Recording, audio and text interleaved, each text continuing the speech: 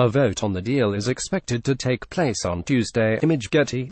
Swann claimed the Irish border backstop proposal, which would effectively see the country continue to follow European trade regulations, was an abomination of the 1998 Belfast Agreement. He said Irish Taoiseach Leo Varadkar and EU negotiator Michel Barnier should honour the principle of consent, by which Northern Ireland's constitutional status cannot be changed unless its people should decide so.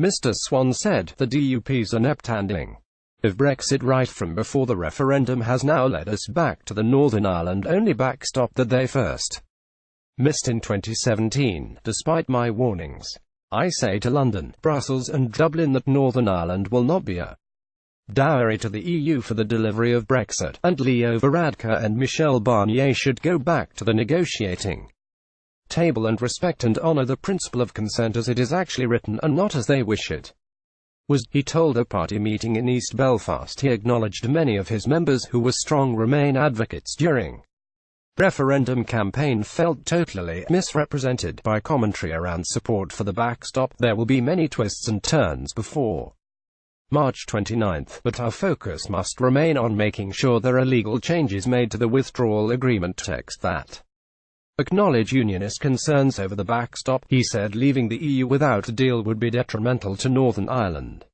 His remarks come after Michel Barnier, EU chief negotiator, offered Theresa May a deal that would divide Britain and the Irish. See Swann. Image Getty. He announced yesterday he offered Britain a unilateral exit from the Irish backstop. Mr. Barnier said the UK government was offered an opportunity to partially quit the mechanism to avoid a hard border on Ireland. The French Eurocrat told EU 27 ambassadors at a secret meeting in Brussels Attorney General Geoffrey Cox was offered a fresh compromise in a bid to save Theresa May's doomed Brexit deal. However, it was made clear by Mr. Cox and Brexit Secretary Stephen Barclay that Brussels' offer was unacceptable. Brexiteer Andrea Leadsom also condemned the deal.